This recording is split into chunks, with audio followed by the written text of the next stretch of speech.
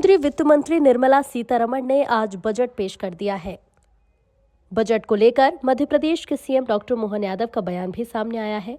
मध्य प्रदेश के CM doctor Mohan Yadav ने budget को लेकर आभार जताया।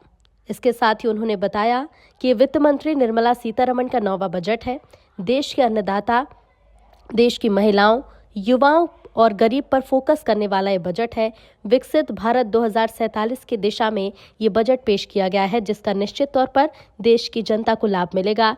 इस बजट में हर क्षेत्र पर फोकस किया गया है। इसके साथ ही केंद्रीय वित्त मंत्री निर्मला सीतारमण द्वारा पेश किए गए इस बजट को लेकर मध्य प्रदेश के सीएम डॉक्टर मोहन यादव ने कहा कि इस बजट का फायदा देश के किसानों को पहुंचेगा। इस बजट में महिलाओं का, युवाओं का और गरीबों का खास तौर पर ध्यान रखा गया है। विकसित भारत 2047 की दिशा में इस बजट को पेश किया गया।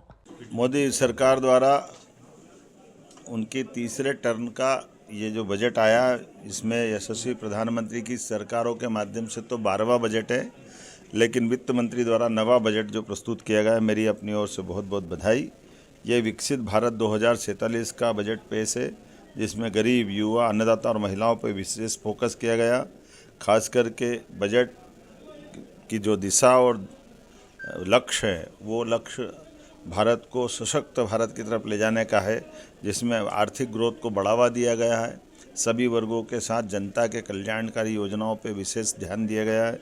खासकर भारत को बायोफार्मा हब बनाने की दिशा में विनिर्माण क्षेत्रों के लिए रणनीतिक विकास की दृष्टि से पर्याप्त धनराशि का प्रबंधन किया गया है। क्लिनिकल ट्रायल स्थलों का विकास किया जाएगा, जिसमें 1000 ट्रायल स्तर बनेंगे। रिसर्च एंड डेवलपमेंट के आधार पर एआई के सेक्टर का बड़ा पैमाने पर राज्य के, देश के विकास के साथ में हमारा मध्य प्रदेश भी आगे बढ़ेगा, ऐसे मैं उम्मीद करता हूं।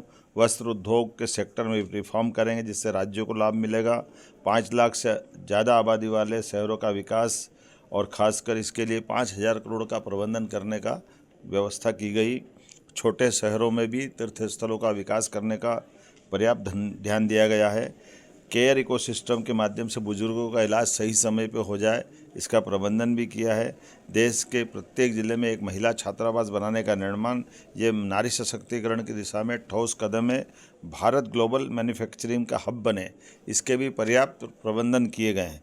इससे कई वैश्विक देशों की चुनौतियों से निपटने में भी हमारी सरकार सक्षम होगी। गंभीर बीमारियों के लिए दवाई सस्ती करके ये सच में बड़ा काम किया है, जिसमें बीमारों के लिए कोई वर्ग का भी हो, लेकिन गंभीर बीमारियां हैं, उसका इलाज बड़ा महंगा पड़ता है। ऐसे में दवाई को सस्ती करना, माननीय प्रधानमंत्री जी को, माननीय वित्त मंत्री जी को बधाई देना चाहूँगा। खास करके पर्यटन स्थलों पर हजारों गाइड रख करके रोजगार के नए मार्ग को ढूंढने का प्रयास किया गया है। आर्कियोलॉजी की दृष्टि से, पुरातत्व की दृष्टि से जो रिजर्व स्थान है, उनको भी टूरिज्म की दृष्टि से खोलने का जो निर्णय किया गया है, इससे हमारी प्राचीन विरासत को भी लोग जानने समझने के लिए अवसर लेंगे।